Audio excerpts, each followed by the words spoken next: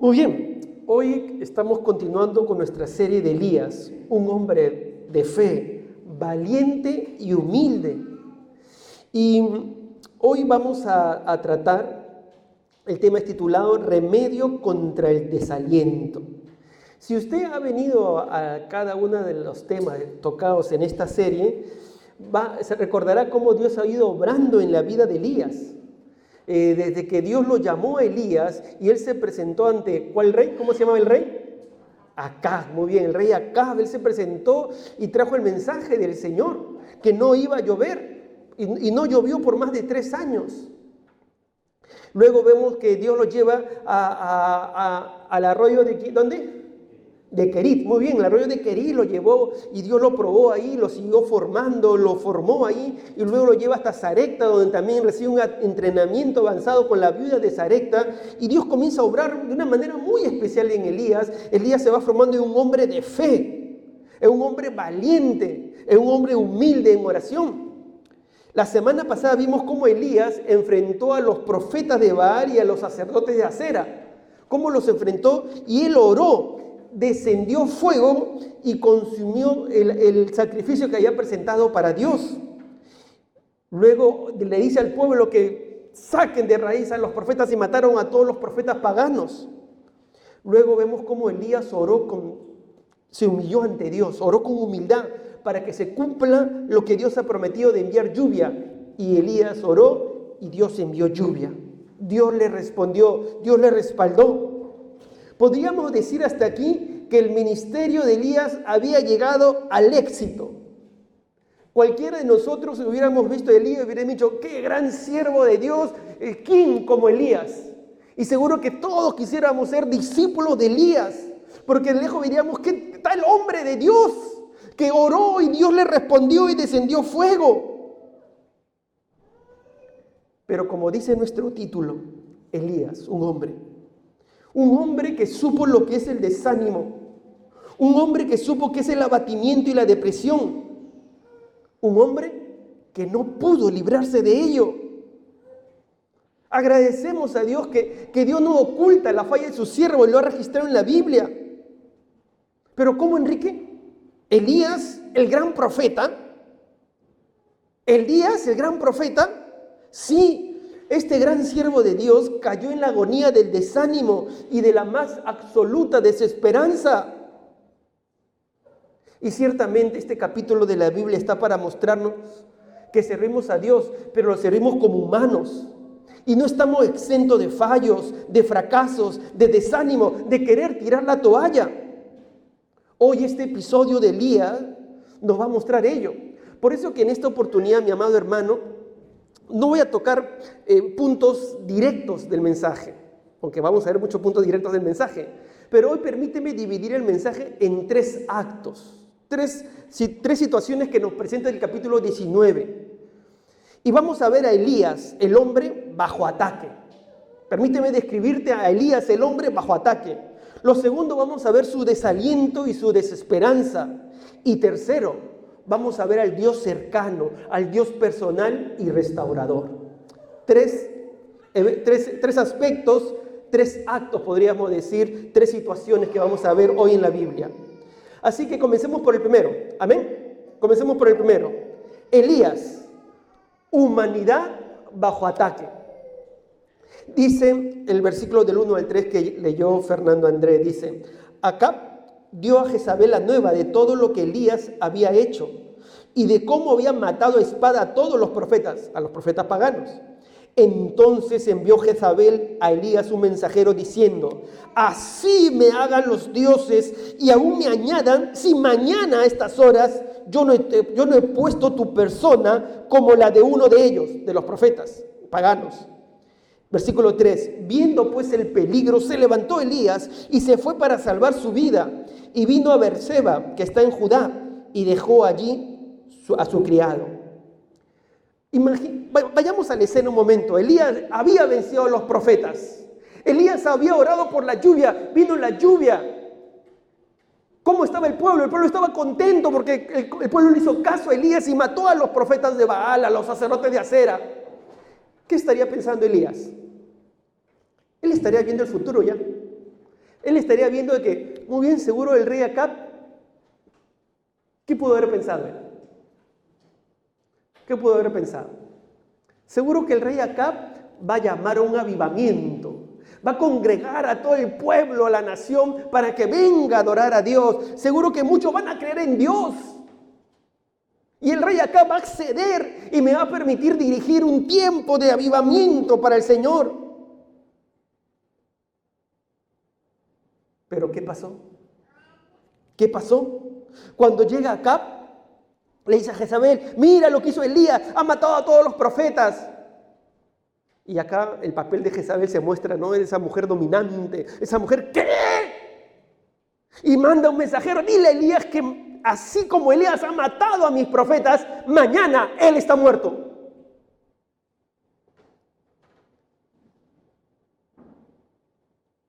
¿Y qué pasó con Elías? De pronto Elías se sintió muy vacío, se sintió helado, con piel de gallina, ¿no? Así se dice, ¿no? Cuando se pone la piel con miedo, con temblor, agotado, acabado.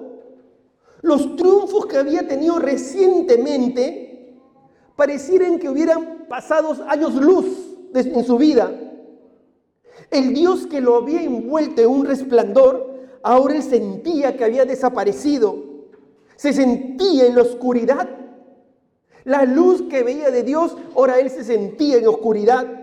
La fe de Elías, que había sido como una roca durante tanto tiempo, se disolvió como cual azúcar. Elías tuvo miedo. Tuvo miedo. Elías, pero si tú habías hecho cosas más grandes, habías enfrentado más cosas. Pero Elías tuvo miedo. Le tuvo miedo a una mujer. Había tenido otras victorias, había enfrentado peores peligros, peores situaciones. Pero ahora el miedo humano entró en la vida de Elías, lo paralizó, su fe decayó y Elías huyó. En esta ocasión pudo más la humanidad de Elías que su propia fe. Elías huyó a Berseba, que está en Judá. Y os acuerdan cuando les compartí un poco en el primer tema que Israel se había dividido y Israel era la nación del norte y Judá la nación del sur. Y él se fue hasta el sur, a lo más escondido de pronto, a lo más remoto, a la ciudad de Berseba. ¿Por qué? Porque Elías tuvo miedo, tuvo temor. En otras ocasiones, Elías no se movía hasta que Dios le dijera. Ahí su fe decayó. Su fe decayó. ¿Y qué ocurrió con Elías? Pues en Elías vino el desaliento, la desesperanza. Es lo segundo que te quiero hablar. El desaliento y la desesperanza que hubo en Elías. Todo esto produjo desaliento, desesperanza, depresión en Elías. Porque miren lo que dice el versículo 3 o el 4. Dice, y él se fue por el desierto un día de camino y vino y se sentó debajo de un enebro deseando morirse. ¿Y qué dijo? Basta ya, oh Jehová, quítame la vida, pues no soy yo mejor que mis padres. Elías se desanimó, se llenó de desesperanza, se deprimió deseando la muerte. Miren esta depresión que deseaba la muerte. Era una foto triste del gran hombre de Dios, destrozado, deprimido, de pronto llorando, deseando la muerte. Dios lo vio utilizado tan grandemente para hacer grandes cosas, pero la foto de Elías era un hombre destrozado, deprimido, queriendo morir. ¿Por qué se apoderó este desaliento en Elías, este desaliento tan deprimente? ¿Por qué se apoderó ello en la vida de Elías? ¿Por qué? ¿Por qué? ¿Sabes? Creo encontrar en el texto algunos motivos por el cual se apoderó el desaliento. Y quizás en algún momento ha pasado en nuestra vida, como ha pasado también en la mía. Puede ser que haya pasado en tu vida o que pueda pasar en tu vida. ¿Por qué se apoderó este desaliento tan deprimente en la vida de Elías? Creo que en primer lugar, porque Elías perdió objetividad. Cuando nos desanimamos, nos desalentamos, nos deprimimos, perdemos objetividad. Hay pérdida de la objetividad. Elías no estaba pensando de manera realista o clara. Él tenía miopía espiritual. ¿Quién lo estaba amenazando? ¿Cómo? ¿Quién lo estaba amenazando? Jezabel, una mujer atea, una mujer carnal, una mujer que no era una sierva de Dios ni estaba siguiendo a Dios. Si Elías hubiera pensado de manera realista, si Elías hubiera estado en su mejor momento, de pronto hubiera dicho, ¿qué? ¿Jezabel? ¿Qué pasa, Jezabel? Dios tiene el control, no tú, Jezabel. Si Dios quiere que esté aquí, aquí estaré. Dios me ha guardado por tantos años y también lo puede hacer ahora. Pero Elías no estaba en su mejor momento. Perdió objetividad. No siguió lo que había aprendido. No llevó este asunto ante Dios. No buscó su voluntad. No esperó que Dios lo dirigiera. Se olvidó. Elías perdió objetividad. Y así como este gran siervo perdió objetividad, mi amado hermano, tú o yo podemos perder objetividad. Cuando dejamos de ver a Dios, perdemos objetividad y las situaciones nos deprimen, nos desaniman. Dejamos de confiar en Dios. Cometemos fallos, perdemos objetividad, ponemos nuestros miedos, temores antes que la guía de Dios. Y muchos pierden objetividad y nunca la recuperan. Nunca la recuperan o pasan años de enfriamiento. Porque perdieron objetividad en algún momento de su vida. Mi amado hermano, que no te pase. Y si te está pasando, hoy a través del día podemos aprender cómo recuperar la objetividad. Segundo, ¿qué más le pasó? ¿Por qué tuvo tanto miedo? ¿Sabes qué hizo también Elías? Se aisló. El aislamiento es un mal amigo, mi querido hermano, mi querida hermana. Elías se fue porque dice el versículo 3 que Elías dejó a su criado y él se fue a Berseba, a Judá. Dejó a su criado, a su compañía que en ese momento lo acompañaba. ¿Y sabes qué es lo común, amados hermanos? Lo común es que ante los problemas, y sobre todo los hombres, ¿qué hacemos los hombres? ¿Qué hacemos los hombres? Esposa, ¿qué hacen los hombres? Así es. Se le baja la pila también y dice, bueno, también. Se aíslan. A veces nos aislamos ante los problemas. Otros y otras a veces actúan con indiferencia. Niegan el problema. Es como decir con las relaciones interpersonales. Cuando hay un problema, a veces uno no quiere resolver el problema y se vuelve indiferente. Y Jesús dijo, si un hermano tú crees que tiene algo contra ti, sé indiferente. ¿Eso dijo Jesús? ¿Qué dijo Jesús? Ve y habla con él. Porque a veces nosotros somos indiferentes. O nos aislamos. No queremos estar solos. No queremos hablar. Elías no debió aislarse, no debió quedarse solo. Debió quedarse con un amigo de confianza que lo anime, que lo ayude a tener objetividad, que lo ayude a mirar a Dios. Pero cuando nos desanimamos, lo primero que tendemos es aislarnos, a estar solo o solas. Pero mi amado hermano, eso no ayuda. Escuchadme, eso no ayuda. No nos ayuda. Tercero, ¿por qué creo que Elías se le apoderó el desánimo tan deprimente? Porque también de algo que tenemos que cuidarnos, hermanos, es que el éxito nos vuelve vulnerables.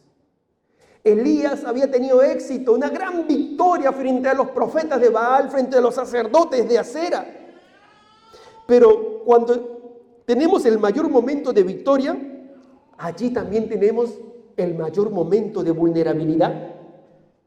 Es en el momento de las grandes victorias que no nos ponemos a la defensiva, bajamos la guardia. Cuidado, amado hermano, cuando todo va bien, cuando todo está muy lindo, a veces nos creemos que todo está muy lindo y bajamos la guardia. Y esto pasó con Elías después de una gran victoria. Después de una gran victoria, él estaba vulnerable. Él debió mantenerse a la defensiva, pero se mostró vulnerable. Por eso que se le apoderó el miedo ante Jezabel. Algo que también nos muestra el texto es que el cansancio físico y emocional nos debilita espiritualmente. El cansancio físico y emocional nos debilita espiritualmente. Por muchos años, ¿qué estaba haciendo Elías? Por muchos años, Elías vivía una situación arriesgada, con muchos problemas, con muchas circunstancias difíciles que fue superando. Él fue un hombre buscado, perseguido, un hombre público que la gente lo estaba buscando. Él estuvo en el desierto con hambre, a punto de morirse de hambre. Luego tuvo la confrontación con el rey, luego con los profetas de Baal, con los sacerdotes de Acera. Para muchos estudiosos, Elías había llegado físicamente al final de la cuerda y con toda seguridad que emocionalmente también. Y mi amado hermano, muchas veces el cansancio físico y emocional nos debilita. Nos debilita. Hay un dicho, no sé si usted lo habrá escuchado: quebrarás el arco si lo mantienes doblado. Quebrarás el arco si lo mantienes doblado. Si constantemente vivimos bajo continuo estrés, finalmente nos quebraremos bajo la presión. Mi amado hermano, si vives continuamente en estrés, va a llegar un momento en que te quebrará la presión. Elías estaba debilitado. ¿Y qué más pasó con Elías? Cuando uno se debilita, cuando te desanimas, cuando de pronto te deprimes, ¿sabes cuál es lo que viene después? Viene la autoconmiseración. Autoconmiseración. Él dice en el versículo 4 que hemos leído, dice, no sé si lo puedes poner, Gary. Ahí está. Dice, la última parte. Dice, y deseando morirse dijo, ¿qué dijo? Basta ya, oh Jehová, quítame la vida, pues no soy yo mejor que mis padres. ¿Ve la autoconmiseración? ¿Lo ve? No soy yo mejor que mis padres. Yo no soy nada. Yo no soy nadie. Y mi amado hermano, la autoconmiseración es una emoción devastadora. Nos miente, nos exagera las cosas, nos lleva al dolor, nos lleva a las lágrimas, cautiva nuestra mente y nos pone mentalidad de víctima. Basta ya, yo no soy mejor que mis padres, prefiero morirme, quítame la vida, Señor, no sirvo, no me va bien. Mi amado hermano, la autoconmiseración nos ataca como una bestia, luego nos despedaza con sus garras, nos hacemos daño con nuestras propias palabras, agrandamos los problemas, agrandamos el sufrimiento, agrandamos el odio en nuestra alma, nos autoeliminamos emocionalmente y luego espiritualmente. La autoconmiseración es como una bestia interna y saca sus garras y nosotros mismos nos hacemos daño. no sirvo, no puedo, ¿para qué voy a vivir? ¿Para qué voy a hacer esto? ¿Para qué? Y nos vemos mal. Y Elías cayó presa del desaliento, de la desesperanza. Todos pasamos por momentos bajos. ¿Quién no ha pasado por momentos bajos? A veces pensamos, a mí no me va a pasar. Sobre todo cuando somos jóvenes. Nos sentimos fuertes, nos sentimos virtuosos y decimos, no va a pasar conmigo. No va a pasar conmigo. Pero vemos en Elías un hombre maduro, caído, presa del desaliento, de la desesperanza. Y eso nos recuerda que nos puede pasar si ya no nos ha pasado. Pero recuerda, mi amado hermano, si amas a Dios, escúchame, si amas a Dios, todo te conduce a sus propósitos. Romanos 8, 28, 29 dice, y sabemos que a los que aman a Dios, todas las cosas les ayudan ¿para qué? Para bien, a bien. Esto es a lo que conforme a su propósito son llamados, para que fuesen hechos conforme a la imagen de su Hijo. Mi amado hermano, tú tienes que creerle a Dios. Lo que estás viviendo es porque Dios lo permite para tu bien. Aún lo difícil, aún lo duro en tu vida, te ayuda para bien. Una vez yo te comenté una ilustración de que lo que pasó una vez con un pañuelo muy costoso. ¿Te acuerdas? Que le cayó un poco de tinta. Y el padre estaba molesto porque se había malogrado su pañuelo muy costoso. Y un pintor que estaba viendo ahí trajo su pincel y esa tinta le hizo trazos y convirtió ese pañuelo en una gran obra de arte. Así hace Dios. Quizás hay una mancha en tu vida, pero Dios todo lo ayuda para bien. Y Él es el que toma el pincel y hace trazos en tu vida para formarte conforme a sus propósitos. No lo dudes, mi amado hermano. Dios tiene un plan para tu vida, para mi vida.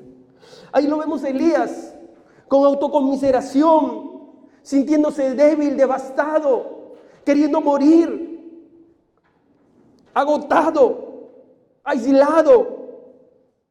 Una foto triste del gran profeta de Dios, del gran hombre de Dios. Pero ¿sabes qué? ¿Qué nos muestra la palabra de Dios? El tercer aspecto que quiero compartir es que nos muestra a Dios, a Jehová Dios, un Dios cercano, un Dios personal, un Dios restaurador. ¿Sabes qué lindo es este pasaje? Porque nos muestra a Dios tratando con Elías. Es un Dios personal, un Dios que no está lejos de lo que le está ocurriendo a Elías. A veces nosotros pensamos, Dios está lejos, Dios no ve mi situación, Dios no está al tanto de lo que estoy sufriendo, de lo que estoy viviendo. Pero Dios está al tanto. Mira lo que pasa con Elías, versículo 5, dice, y echándose debajo del enebro, se quedó dormido. Y he aquí luego un ángel le tocó y le dijo, levántate, come.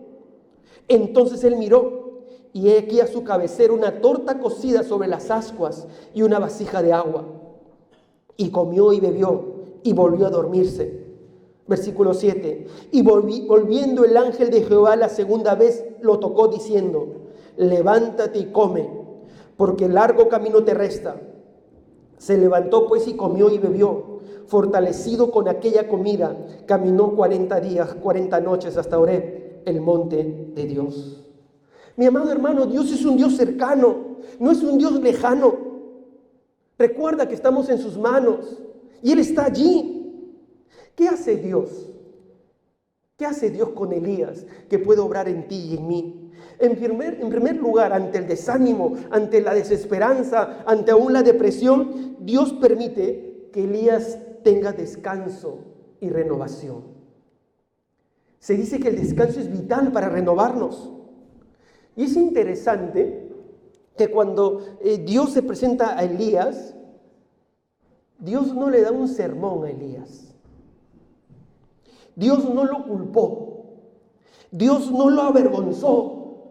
Dios no le dijo, tú, mi siervo, ¿qué has hecho? Porque ojo que Elías estaba en ciertamente desacato a Dios. Porque Elías hacía lo que Dios le decía, ve acá, ve allá, pero ahí no preguntó, se fue.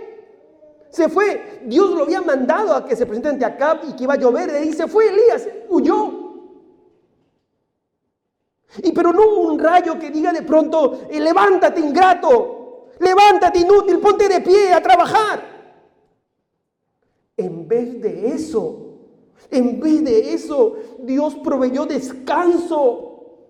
Y no solo descanso, sino también comida. ¿Por qué? ¿Por qué? Porque mi amado hermano, Dios es un Dios cercano, Dios es un Dios personal, aun cuando le falles, Dios es un Dios cercano, es un Dios personal que te ama y que te cuida.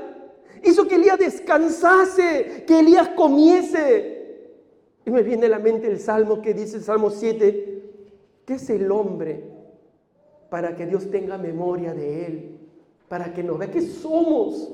¿Qué somos? No somos nada.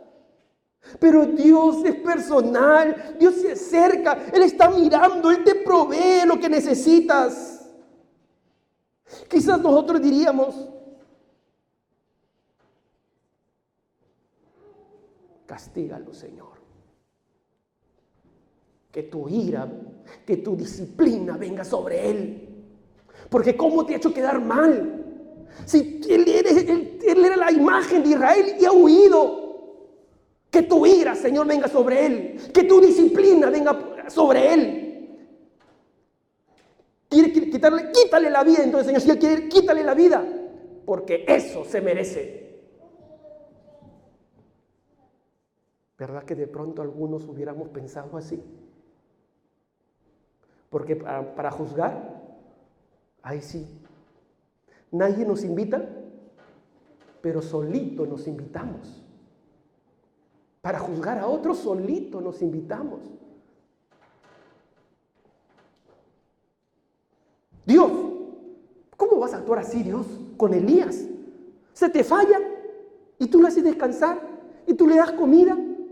Mandas un ángel y le trae comida. Estaba en el desierto. ¿De dónde venía esa comida? ¿En el desierto hay bares?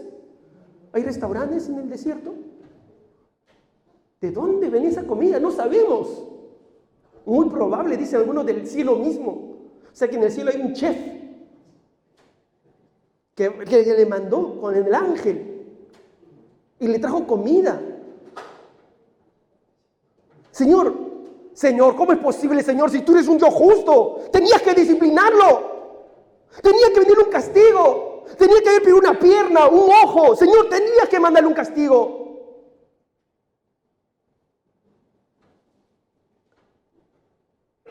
Pero el Señor nos tiene que recordar, mis pensamientos no son vuestros pensamientos.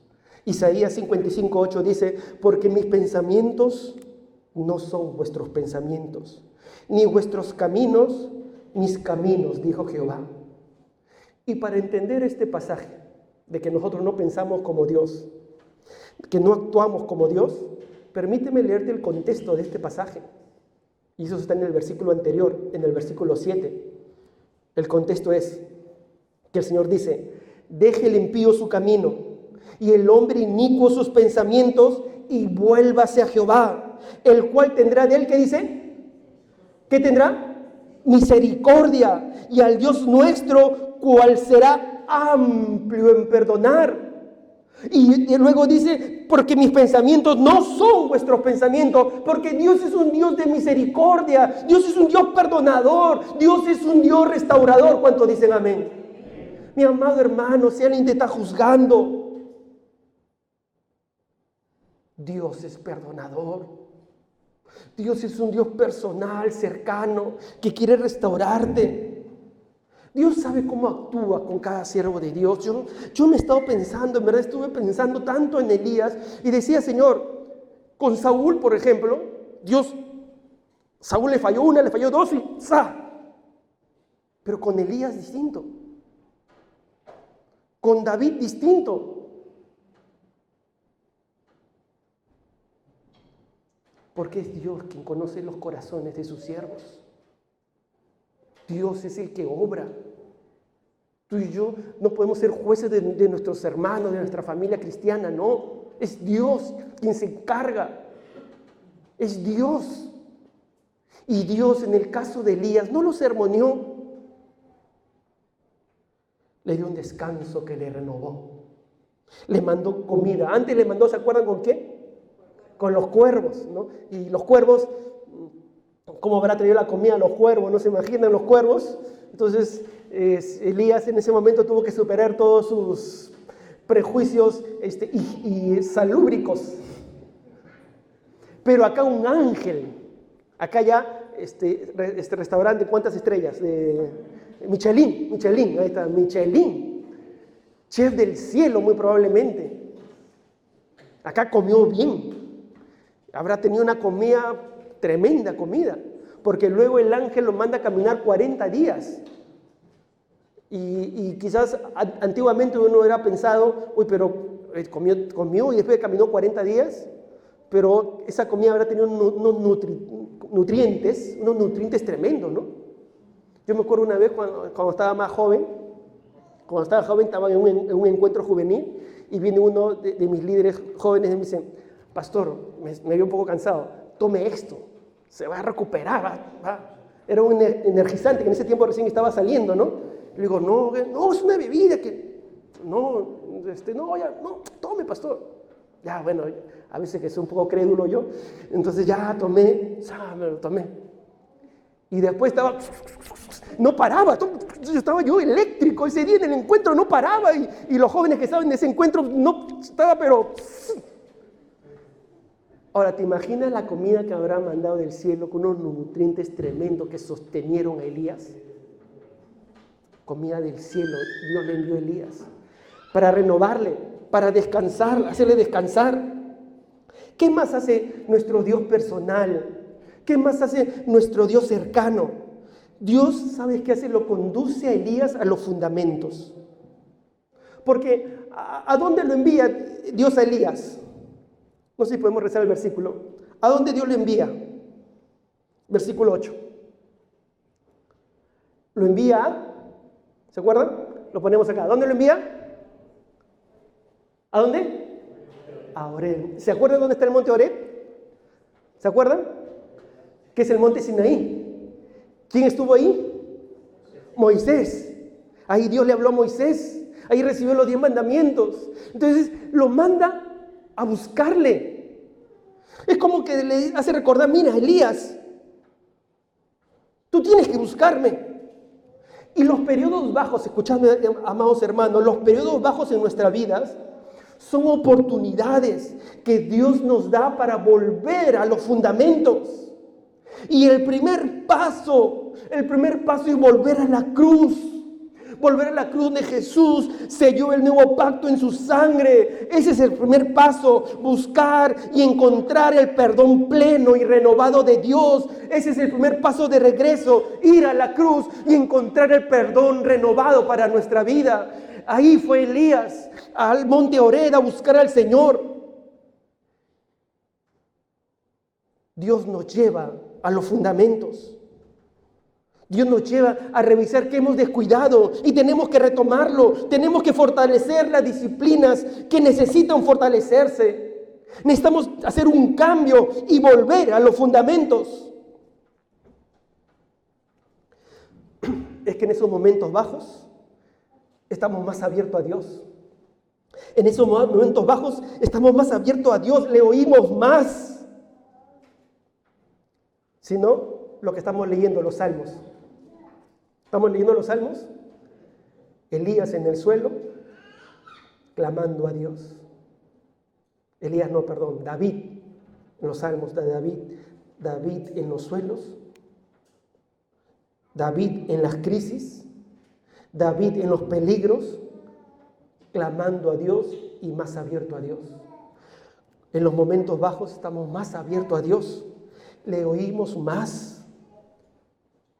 Por eso que Dios nos conduce a los fundamentos.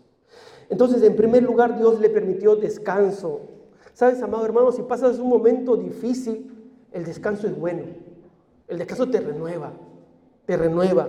2, Dios lo conduce a los fundamentos. 3, Dios permite que exprese su dolor y confusión. Miren lo que vemos en el versículo 9 y 10.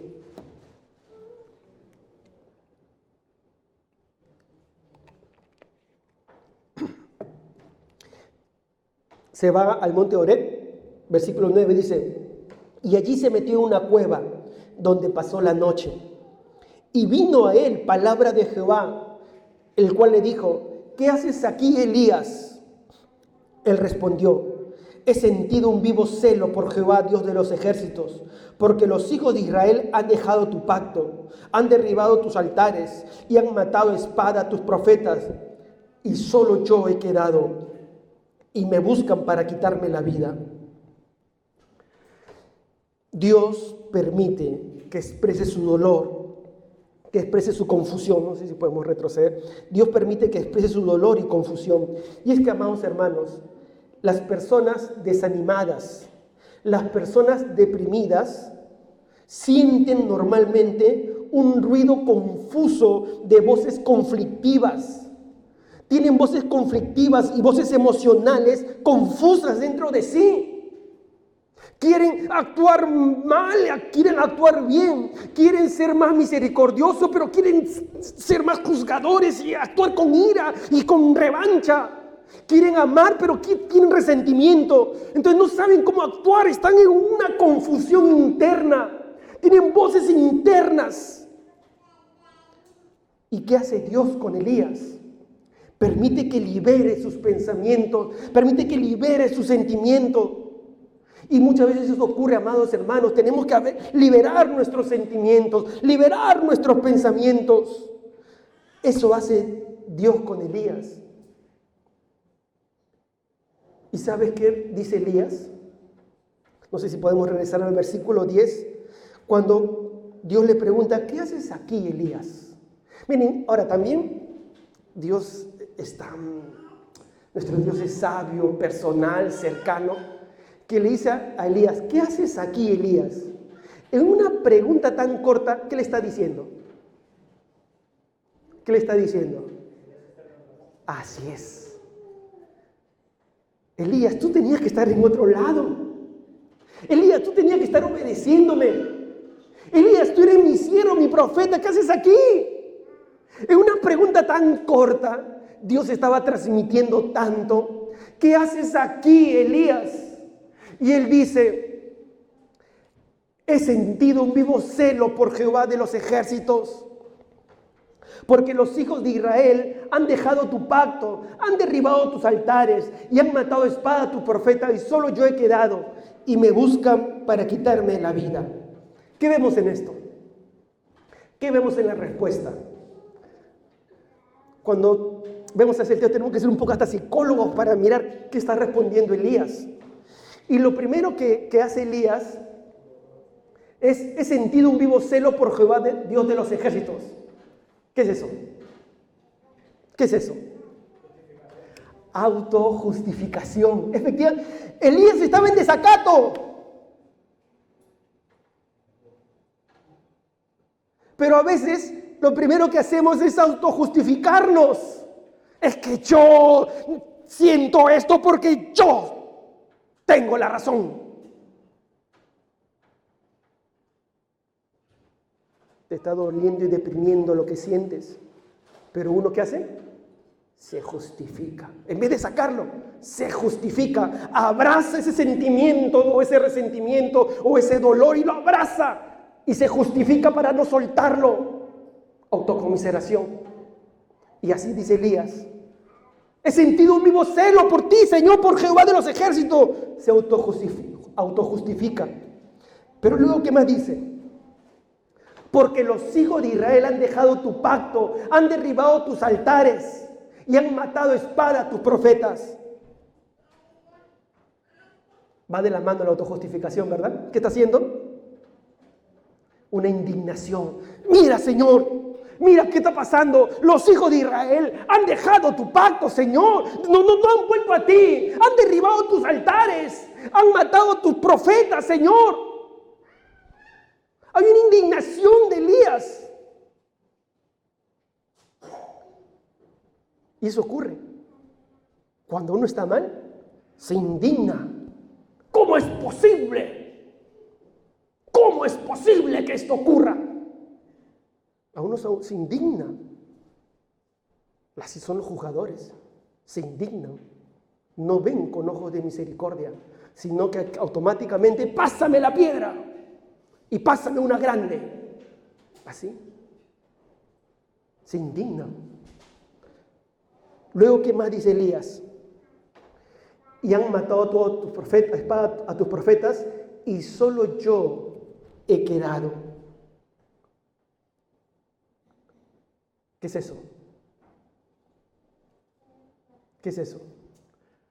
Han matado a todos tus profetas, Señor, y solo yo he quedado. Ahora siente lástima por sí. Así es. El que está mal se justifica, se indigna. Ay, pero pobrecito de mí, yo soy el que estoy sufriendo. Pobrecito de mí. Yo solo he quedado, yo solamente te soy fiel, Señor, y todos los demás te han dejado. Solo yo soy el santo, solo yo he quedado. Solo yo soy el justo. Lástima de sí. Y luego, y me buscan para quitarme la vida. ¿Qué es eso? ¿Le iban a quitar la vida? ¿Dios lo iba a permitir? ¿Qué está haciendo él? Así es. Exagera los problemas. Dice en primer lugar, solo yo he quedado. Pero recordemos que Abdías, ¿se acuerdan de Abdías que guardaba el siervo de Acab, del rey Acab, que guardaba a los profetas? Y luego vamos a ver que Dios había guardado 7,000 personas que no se habían arrodillado ante Baal. Pero él agranda el problema y dice, solamente yo he quedado.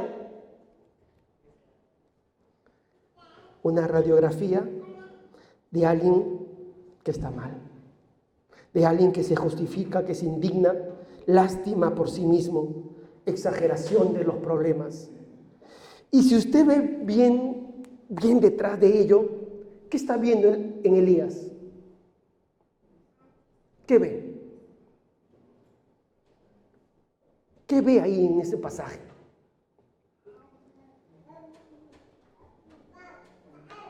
Elías tenía cierto enfado con Dios. Señor, han matado a tus profetas. No has hecho nada, solo yo he quedado y me buscan para quitarme la vida. Elías estaba enfadado con Dios. Señor, no has hecho nada.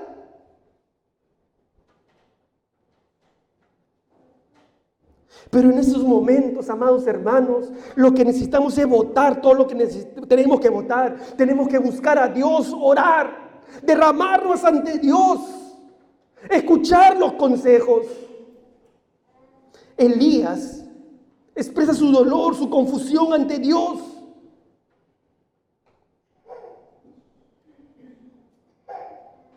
Dios lo permite. Dios lo permite. Pero ¿sabes qué más hace Dios? ¿Sabes lo maravilloso que es nuestro Dios? Un Dios personal, un Dios cercano, un Dios que te ama a ti, a mí, mi amado hermano, que está cerca, no está lejos, Dios está cerca. ¿Sabes qué hace con Elías? Dios se revela a Elías de una manera distinta, pero profunda. Distinta y profunda. Él le dice a Elías, en 1 Reyes 19, 11 al 13, le dice a Elías, él le dijo, sal fuera y ponte en el monte delante de Jehová. Y he aquí que Jehová pasaba, y un grande y poderoso viento que rompía los montes y quebraba las peñas delante de Jehová. Pero Jehová no estaba en el viento. Y tras el viento un terremoto, pero Jehová no estaba en el terremoto. Y tras el terremoto un fuego, pero Jehová no estaba en el fuego. Y tras el fuego, un silbo apacible y delicado. Y cuando lo oyó Elías, cubrió su rostro con su manto y salió y se puso a la puerta de la cueva. He aquí vino él una voz diciendo de nuevo: ¿qué haces aquí, Elías? Dios se revela de una manera distinta y profunda. Elías era un soldado herido. Y cuando estamos heridos, estamos en el suelo. Y en el suelo es muchas veces donde vemos más claramente a Dios. Y vemos aquí, no sé si puedes retroceder, que pasa el Señor. He aquí que Jehová pasaba, y un grande y poderoso viento rompía los montes, pero Jehová no estaba ahí. Ahora, pareciera que esto nos confundiera, pero lo que nos quiere decir que pasa el Señor. Pero la manera donde Dios se revela esencialmente no es en el viento, no es en el terremoto, no es en el fuego. ¿Dónde es? En el silbo apacible y delicado. Dios se había revelado en el viento, en un fuerte viento. Dios se había revelado en movimientos. Dios se había revelado en el fuego. Elías había orado para que descienda fuego. Pero esta vez Dios se revela de una manera distinta a Elías y para todos sus siervos. Porque eso era una revelación distinta de cómo Dios se revelaba. Y en este caso, Dios se está revelando con un silbo apacible y delicado. Y esto nos muestra que Dios siempre se revela de una manera distinta a sus siervos. Siempre hay una manera más que Dios puede revelarse. Siempre hay más que Dios puede operar en nuestra vida. La suave voz de Dios es lo que necesitamos. No muchas veces la voz activa, la voz enérgica, que Dios también se revela allí. Pero muchas veces, y sobre todo en los momentos difíciles, necesitamos ese silbo apacible y delicado. Y esto nos hace recordar: cuidado con la espiritualidad hiperactiva. La espiritualidad del hacer. Esto nos recuerda que Dios también se revela en lo apacible. Esto era una nueva revelación en el Antiguo Testamento. Y Dios a quién escoge para revelarle esta forma de que Dios se manifiesta. Bueno, a David ya se lo había mostrado, pero ahora se lo muestra a Elías. Pero escuchadme, se lo muestra a Elías. No a Elías el conquistador de Primera de Reyes 18. No. Se lo muestra a Elías el hundido del capítulo 19. A él se lo muestra, al Elías hundido. Y muchas veces, mi amado hermano, mi amada hermana, mi amigo, la cura viene cuando estamos quietos y callados ante la presencia de Dios. Quizás hundidos y derribados, pero Dios viene a nosotros. Dios viene a nosotros como un silbo apacible y delicado para levantarnos. Pero escuchadme, cuánto trabajo cuesta acallar los otros ruidos de nuestra vida que apagan o nos ensordecen y no nos permiten escuchar a Dios, no nos permiten escuchar el suave murmullo de la voz de Dios. Cuán difícil nos es apagar esos otros ruidos. Cuán difícil nos es apagar esos ruidos que a veces están por el móvil, en las redes sociales, en nuestra propia vida, nuestras propias voces, nuestros propios temores. Nos cuesta apagar los otros ruidos para escuchar el suave silencio apacible de Dios. Alguien dijo así, que lo que ocurrió es que vino un silencio. Pero un silencio donde estaba la presencia de Dios, que Elías lo sintió distinto. Un silencio, pero donde estaba Dios. Pero a veces estamos escuchando otras cosas, otros ruidos de nuestra vida, y no estamos escuchando a Dios. No es fácil aprender ello. Cuesta tiempo, dedicación. Y muchas veces lo aprendemos cuando estamos en el suelo. Ahí lo aprendemos. Cuando estamos en el suelo, aprendemos a escuchar el murmullo de Dios apacible que nos puede levantar, que nos levanta. Elías lo aprendió así.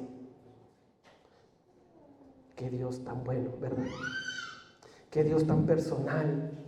Así es nuestro Dios. Así es nuestro Dios. Por eso que le amamos. Por eso que le amamos y vivimos agradecidos. Por eso Jesús decía, ¿a quién está más agradecido? ¿Al que le perdonó menos o al que perdonó más? Pero quinto, ¿qué más hace Dios con Elías? Dios clarifica la situación. Dios clarifica la situación. Miren lo que dice la palabra de Dios. Versículo 14. Luego Elías sigue respondiendo así, dice, versículo 14. Él respondió: he sentido un vivo celo por Jehová, Dios de los ejércitos, porque los hijos de Israel han dejado tu pacto, han derribado tus altares, han matado a espada a tus profetas, y solo yo he quedado, y me buscan para quitarme la vida. Como que la misma respuesta, un poco que era Elías. ¿Un poco qué? ¿Un poco qué?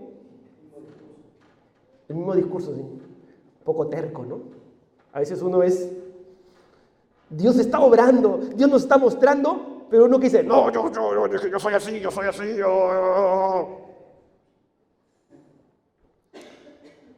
No sé, a veces dicen, tiene un... ¿Cómo se le dicen a los que son? Tiene un genio, es tan cerrada, yo soy así. Nadie me cambia, yo soy así. Pero Dios le clarifica, Dios sí cambia, Dios clarifica la situación. Versículo 15.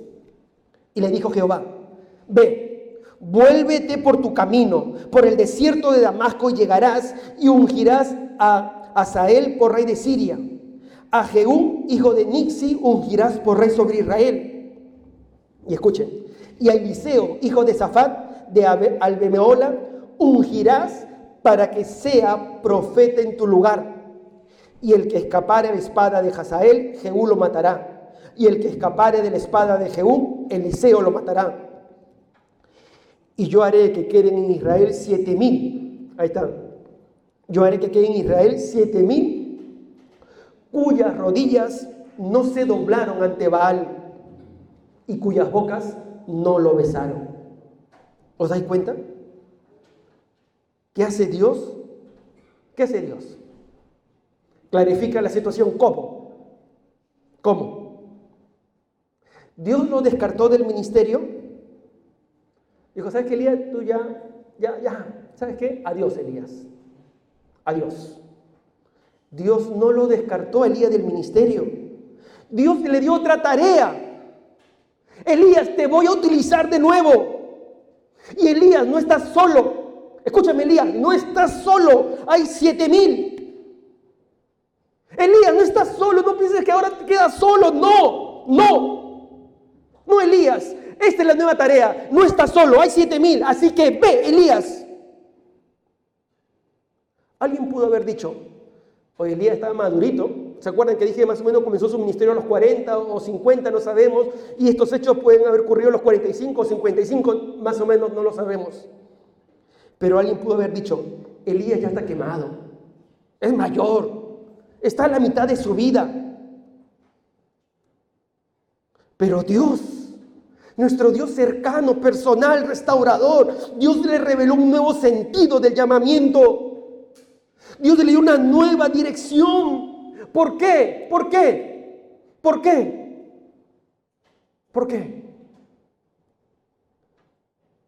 Porque Dios no nos echa.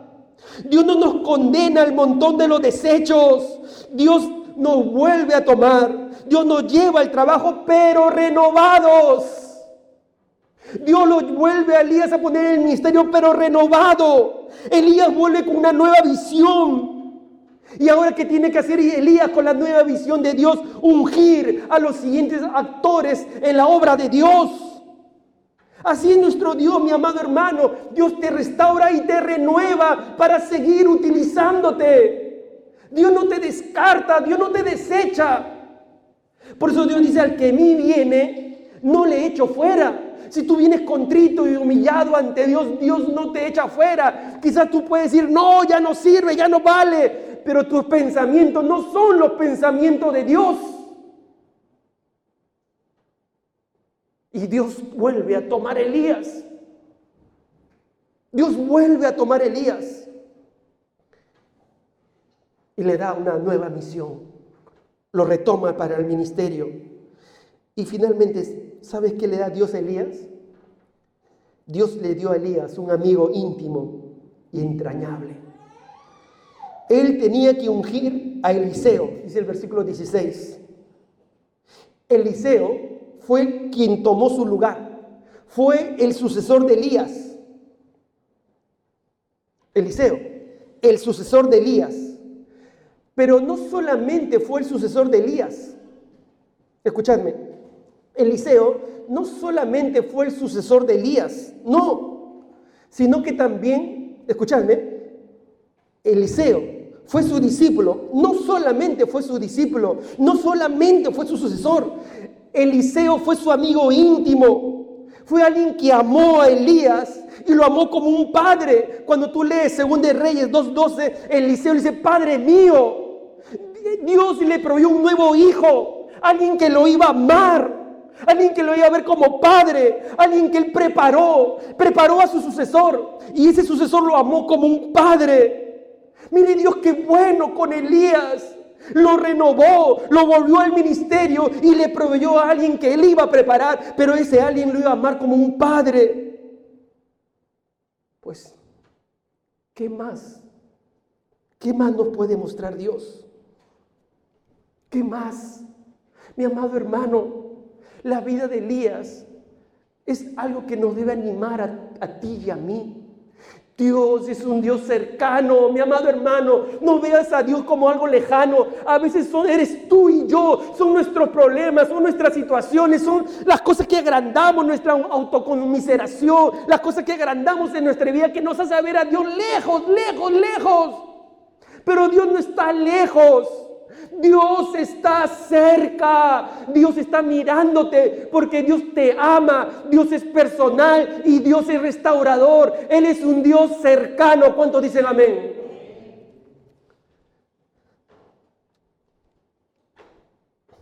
Había una vez un hombre que estaba en el hospital, un padre, y por su enfermedad no podía ver a su hijo.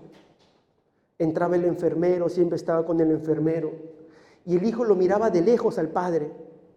Lo visitaba en el hospital, pero lo miraba de lejos porque no podía entrar. De un pasillo a otro había unas lunas de vidrio que a veces miraba al padre. El padre movía la cortina y miraba al hijo. El padre, como no podía moverse de su habitación, comenzó a fabricar un coche de madera para su hijo. Y lo fabricó, lo hizo bonito y se lo dio al enfermero para que se lo entregue a su hijo. El enfermero vino con el coche.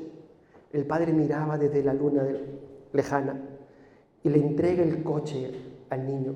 El niño contento con el coche, abrazó el coche, estaba muy contento con el coche. Y luego abraza al enfermero y lo abraza y dice, gracias, gracias, gracias, gracias, gracias. Pero luego recién mira la ventana y mira al padre. Era el padre quien había mandado el coche. A veces no puede pasar así. Abrazamos la bendición. Abrazamos a la persona equivocada y no miramos al Padre. ¿Quién es el que nos llama al servicio? ¿Quién es el que te ha puesto y te ha salvado para servirle? El Padre que te ama y que quiere que pongas tu mirada en Él, porque Él te ama. Él quiere que le sirvas. Él quiere que tú y yo seamos instrumento de Dios. No digas, no puedo, es que mi vida, es que mis circunstancias, es que yo no puedo. No digas eso, mi amado hermano, no lo digas. Porque Dios es un Dios cercano. Dios es un Dios personal. que obra en tu vida, que te restaura y hará grandes cosas si te dejas utilizar por Dios. Vuelve a los brazos de Dios. Cierra tus ojos para terminar orando.